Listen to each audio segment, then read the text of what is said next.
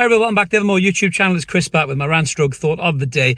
Proper rant this one. It's been a good few weeks since I've let rip on a real proper rant. I've been a little bit more measured and balanced, which some of you have said in the comments, especially commenting on my nice clean language. Maybe not on this video, so if you are offended by swearing, go and read your Bible and find somewhere else to be for the next few minutes. So as we all know, Newcastle United battered Spurs yesterday, battered them 4-0 at St James's Park. One of the best performances of the season since the PSG game, probably, and arguably the Sheffield United game as well. We battered them 8-0, I think it was.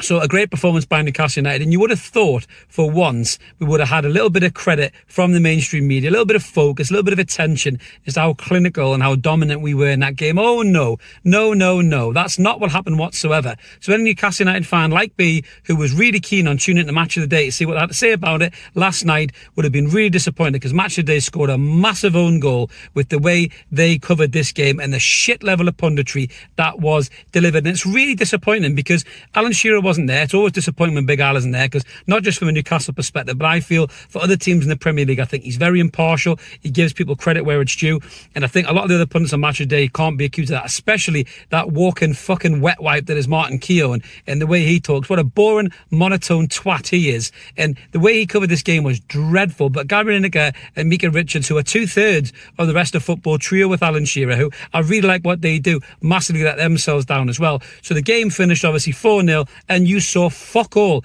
in terms of praise or credit for Newcastle United. The marginal praise on Alexander Isak, that was it really, and Bruno for not getting a yellow card. It's tiny little coverage. They spend a whole segment talking about how shit Spurs were and how they could have done better here and better there and collapsed here and collapsed there. It was fucking atrocious. It was so one-sided. It was incredible. It really was. We were second in the running list by Manchester City, which you understand. You know, they battered Luton.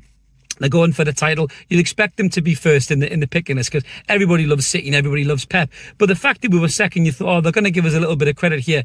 Dreadful, absolutely terrible. And you need to do much better, BBC, if that's the level of coverage you're going to give us. No wonder people are thinking about binning their fucking TV licenses off after watching that shit. It was absolutely appalling. And not only that as well, not to mention the fact that in this game, there was a groundbreaking, fantastic initiative by Seller and the RNID in partnership with Newcastle United to create these shirts that gave deaf fans more inclusive, atmospheric kind of experiences of the game, where they could feel the crowd roar and everything else. It was a beautiful story. TNT Sports covered it fantastically, to give them their credit. You know, it was brilliant. You saw that in the crowd, that brilliant picture of the fan, you know, the little boy and his mother and everything else. I did love the bit when his mother was actually signing about the ref not giving yellow cards. That was absolutely amazing. But the BBC didn't even touch on that. They didn't even talk about it. It's like it never happened. Fucking abysmal. Absolutely horrendous. You hang your head in shame, Match of the Day. You got some explaining to do, in my opinion. The fact that you just completely glossed over that.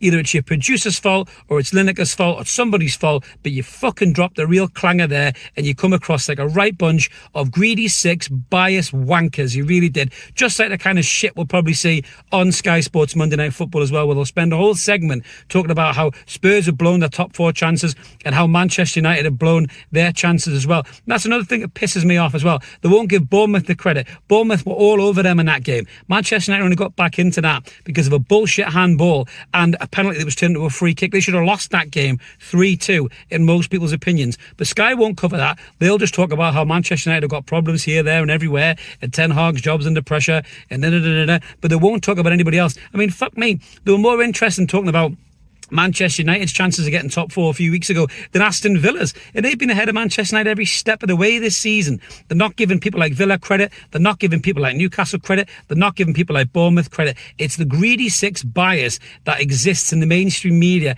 and that's exactly why the Premier League curry for them and make fucking allowances for them, because the mainstream media are part of the problem, not part of the solution.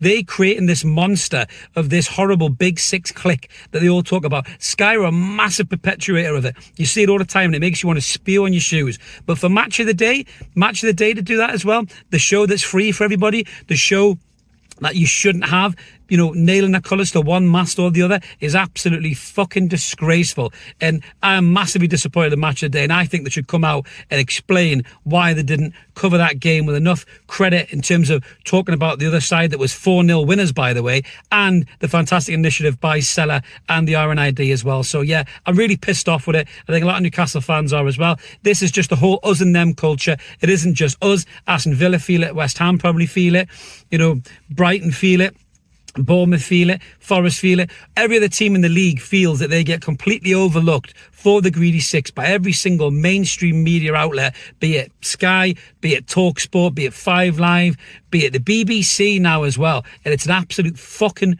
joke. And this is why the Premier League is the state that it's in. So that's my thoughts about that, guys. Let us know what you think in the comments below, whether you agree or disagree with me. Smash a like, help the channel grow. We're over 7,100 subs now. Subscribe if you fancy a bit more of this as well. We'll be back with What's Scanner on Monday, but we will give credit for a brilliant performance. We will talk about the great initiative that Sella put forward to include the deaf fans in the matchday experience, because that's what fan-led media does, and that's why more people are watching it than the shite that's on TV. Have a great day, everybody. We'll catch you later. Cheers.